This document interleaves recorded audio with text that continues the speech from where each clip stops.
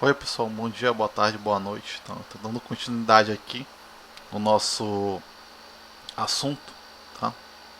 Então a gente vai ver hoje sobre CSMACD, parte de endereçamento, relação entre endereço MAC e endereço IP, como é que a gente pega e resolve essa relação de endereço MAC e endereço IP e justamente para nos dar subsídios para entender o protocolo WARP, tá?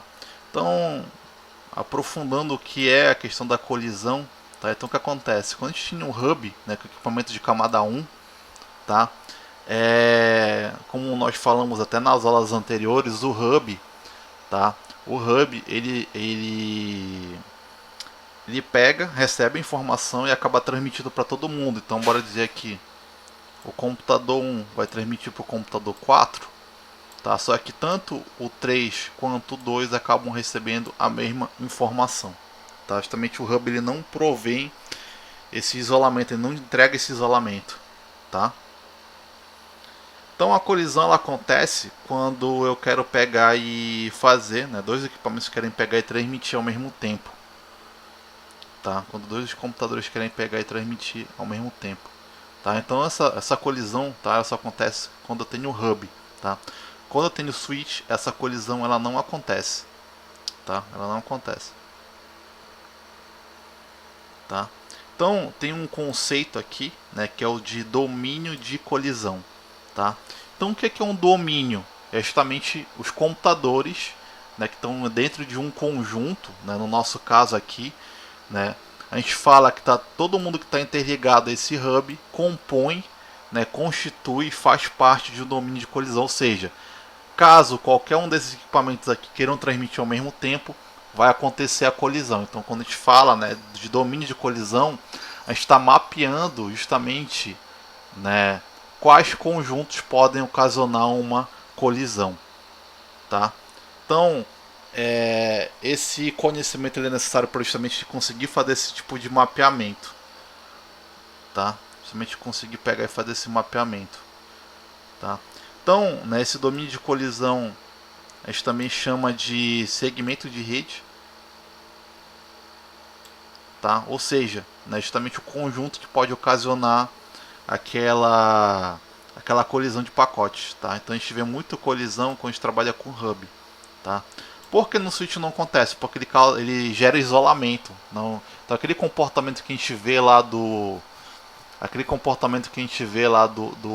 hub de a gente manda uma informação, ele replica para todas as portas, né, e cada computador pega e verifica aí que não é para ele, pega e descarta. No switch não. Essa comunicação ela acaba sendo, né, ele pega e consegue fazer esse direcionamento somente para o destinatário de fato, tá?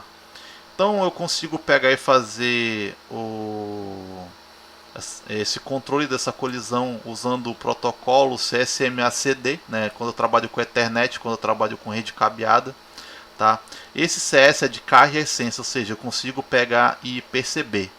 Tá? Eu tenho um mecanismo para conseguir perceber quando ocorre a colisão. Tá? Aí eu tenho esse ME de acesso múltiplo. Tá? Então, quando eu tenho um canal que ele tem vários equipamentos, tá? Então por isso que ele é múltiplo acesso. Tá?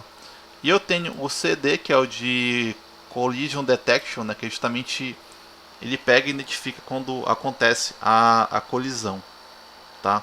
Então esse carro essência ele permite que eu escute, né, o canal, tá? E esse collision detection justamente quando aconteceu a colisão eu consiga, né, perceber que ela ocorreu, tá?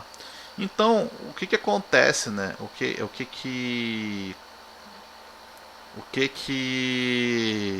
Como é que acontece esse processo de transmissão, né?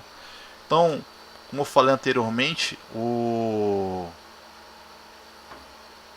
né, o equipamento ele pega e escuta, né, escuta entre aspas, ele verifica se está sendo transmitido alguma coisa naquele canal, tá?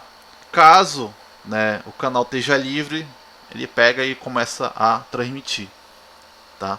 Só que assim, né, imagina que vários computadores estão ligados, eles escutam ao mesmo tempo, né? Se eles escutam ao mesmo tempo que o canal está livre, eles vão, né, se achar né, e vão verificar que eles estão possíveis para, né, o canal está disponível para receber essas informações que ele quer transmitir, tá?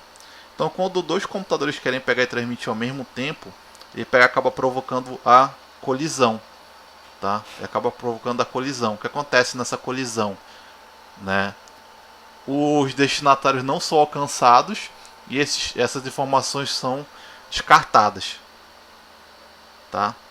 Então, quando a colisão acontece, qual é qual é o tratamento, né, que é feito, tá?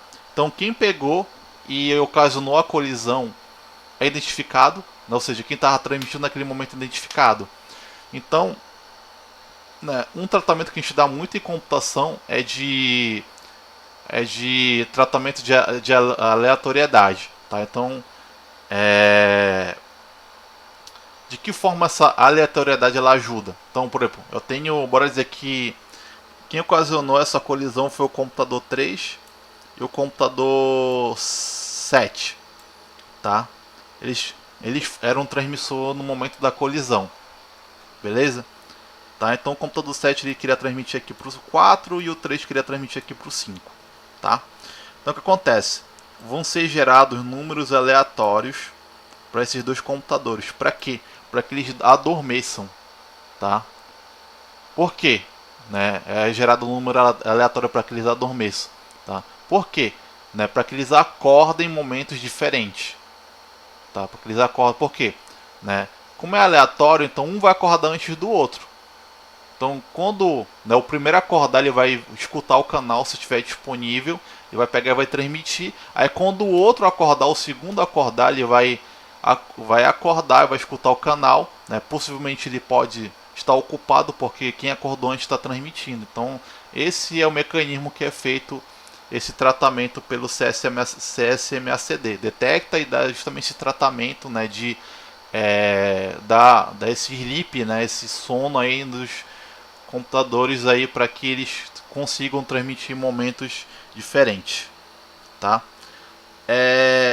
Nós já vimos já a parte de endereçamento MAC, né, que ele é um endereçamento na camada de enlace, tá? A gente chama também esse endereço MAC de endereço físico, tá?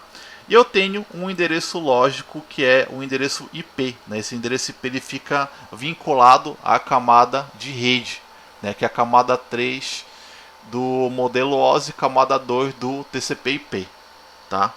Então, o que acontece, né? Como o IP ele é um endereço lógico, tá? Então, quando a gente quer pegar, por exemplo, lá no teu celular, tá? No teu celular, tá pegando e jogando algum joguinho lá para conseguir se conectar ao servidor daquele jogo, conseguir interagir com outros jogadores, você não percebe, né, mas lá no código fonte ele está fazendo referência para o endereço IP do servidor. Ou seja, quando eu ligar o jogo, né, se tiver internet disponível, ele vai pegar e tentar se comunicar com o servidor do jogo. Para quê? Para atualização de jogo, algum evento no jogo ou para conseguir interagir com outros jogadores, tá? Então esse endereço IP ele é um endereço que ele é lógico, ele é atribuído, tá? O endereço MAC ele já vem por padrão, tá? Então esse endereço IP ele possibilita que os programas troquem informações, tá? Então, caso eu queira acessar algum recurso de software, por exemplo, um banco de dados, um outro computador, eu vou pegar e vou usar o endereço IP, tá? Eu vou usar o endereço IP, tá? Então, esse endereço IP, como eu já falei, ele é uma abstração concebida para software, tá? Que é aquela parte lá, que é aquela parte que a gente chama de intangível, né? Justamente são os programas, o sistema operacional, aquela parte que é feita, que é criada através de programação, tá? Então, esse endereço de hardware eu não consigo, né? Esse endereço de hardware eu não consigo localizar um equipamento através dele. Eu consigo localizar através de um endereço IP. Foi até que já foi feito lá, quem pegou e fez a atividade né? Quando eu quero pegar e verificar se algum equipamento está disponível, eu uso o comando ping e logo em seguida o endereço IP. Tá? Eu não consigo, por exemplo, não tenho nenhum comando para conseguir, né, para verificar o endereço, né, fazer uma comunicação usando o endereço MAC. Tá?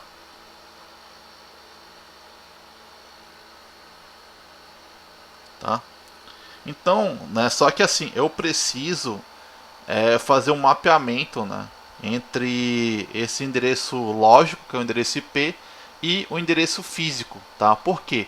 Eu vou ter um equipamento intermediário, nós já estudamos até agora o hub e o switch. Tá? Então eu preciso do endereço físico para conseguir alcançar o meu destinatário.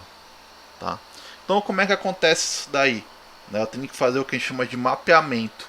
Tá? O que é o mapeamento? Eu vou relacionar dois endereços que são diferentes. Então eu tenho que relacionar o endereço IP com o endereço MAC. Como é que eu faço isso? Tá? Como é que eu pego e faço isso? Eu trabalho com um protocolo chamado ARP, né, que é o Address Resolution Protocol. Tá? Então ele vem justamente para fazer esse tipo de resolução. Tá? Então isso daqui eu tenho, né, fica dentro da memória RAM do computador, né, que é o ARP Cache. A gente vê aqui, ó, endereço IP e está pegando e relacionando com o endereço MAC, que nós já vimos como é que ele é constituído em momentos anteriores. Tá? Então como é que acontece esse processo de resolução? Então tem uma aplicação, por exemplo, um jogo, você pegou e, sei lá, deu um comando no seu jogo lá. Né? Vai comprar o item, vai, sei lá, batalhar com outro usuário. Tá? Então isso daí quem pega e recebe a camada de aplicação. Tá? Aí tem a camada de transporte, que ela vai pegar e fazer uma relação, né? Vai pegar e criar uma conexão com o servidor. Tá? Aqui na camada de rede eu recebo uma informação que é o IP de destino, ou seja, o IP do servidor, né, com o qual eu quero pegar e me comunicar. Tá? Só que assim, eu não tenho, né, eu não tenho nenhuma informação, tá? Eu não tenho nenhuma informação sobre o endereço físico, tá? Então, por exemplo, o hub e o switch eles não conseguem fazer esse direcionamento. E aí o que vai acontecer? Tá? Como, né, não se sabe qual é o endereço físico, tá? Qual é o endereço físico do meu destino lá do servidor que eu quero pegar e me conectar, o que a gente faz? A gente vai gerar uma mensagem do tipo, né? A gente vai pegar e vai gerar uma mensagem do tipo broadcast, né? Que ela é feita através do que? Do que a gente chama de ARP request, ou seja, uma requisição. Eu vou perguntar, eu vou questionar, eu vou atrás da informação que eu estou precisando, tá? Então eu gero o ARP request. Esse ARP request ele pega e gera uma mensagem do tipo broadcast. Tá? Vai perguntando, olha, eu quero saber, né? Eu quero saber qual é o endereço MAC do endereço IP de destino, né? O endereço IP de destino que eu tenho é esse bem aqui, tá? Então vai perguntando, né, para todo mundo, quem não é aquele endereço IP descarta a informação até que chega no equipamento que tem aquele endereço IP. Ele fala, ó, ops, sou eu que tenho esse endereço IP. Aí eu pego, né, o equipamento que recebeu a informação que tem aquele endereço IP, vai completar, né, vai responder através do ARP reply, ou seja, a resposta. Né? Então foi feito uma requisição. Né? O que é uma requisição? Ela é uma solicitação. Né? Ele está pegando e perguntando aqui, ele quer saber qual é o endereço MAC de um determinado endereço IP. Tá? E essa requisição ela é respondida com reply, né, com uma devolutiva, com uma resposta. E nessa resposta vai constar o que? Vai constar o endereço MAC que ele está perguntando. Tá? Pega e devolve para ele. Aí ele pega e consegue completar a tabela ARP. Né? A gente acessa onde? Se a gente for lá no nosso computador usar ARP-A, ele pega e mostra a tabela ARP do nosso computador. Nessa tabela ela é uma tabela volátil, ou seja, de tempos em tempos ela é atualizada. Então aqui, né, caso eu queira pegar e trocar uma informação com 218.171.3, eu já consigo pegar e informar, né, aqui na camada de na camada de enlace, né, na camada física aqui da pilha TCP/IP, eu já consigo informar qual é o MAC de origem, de destino, na verdade. Tá? Para quê? Para que o hub ou o switch consigam dar aquele encaminhamento, consigam pegar e encaminhar para aquele equipamento, justamente o qual eu quero pegar e trocar informações. Tá? Então, né, daqui é um exemplo aqui de tabela ARP, né? Quando eu uso o ARP-A no meu Windows, ele pega e mostra, né, justamente o IP e o endereço físico de quem eu já peguei e troquei informações, de quem eu peguei já para quem eu já peguei e já enviei informações, tá? Então, pessoal, valeu, obrigado, até a próxima.